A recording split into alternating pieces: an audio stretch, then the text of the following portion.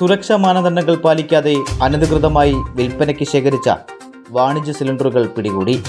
നെയ്യാറ്റിങ്കര മഞ്ചവളാകം കോട്ടയ്ക്കലാണ് സംഭവം.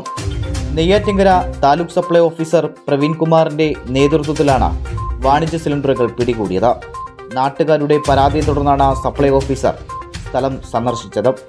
റോഡ് വശത്ത് പ്രവർത്തിക്കാത്ത വർക്ക്ഷോപ്പിലാണ് ദിവസങ്ങളായി ലോറിയിൽ അനധികൃതമായി വാണിജ്യ ഗ്യാസ് സിലിണ്ടറുകൾ സൂക്ഷിച്ചിരുന്നത്. 84 ഗ്യാസ് നിറച്ച സിലിണ്ടറുകളും 40 കാലി സിലിണ്ടറുകളുമാണ് കണ്ടെത്തിയത്. സ്ഥാപനത്തിൽ ഗ്യാസ് സൂക്ഷിക്കുന്നതിനുള്ള പഞ്ചായത്തിൻ്റെയോ പോലീസിൻ്റെയോ അഗ്നിരക്ഷാസേന വകുപ്പിൻ്റെയോ അനുമതി വാങ്ങാതെയാണ് സൂക്ഷിച്ചിരുന്നത്. അതിവേഗം തീപിടുത്തത്തിനും മഹാവിപത്തിനും കാരണമാകുന്ന തരത്തിലാണ് പാചകവാതക സിലിണ്ടറുകൾ സൂക്ഷിച്ചിരുന്നത്.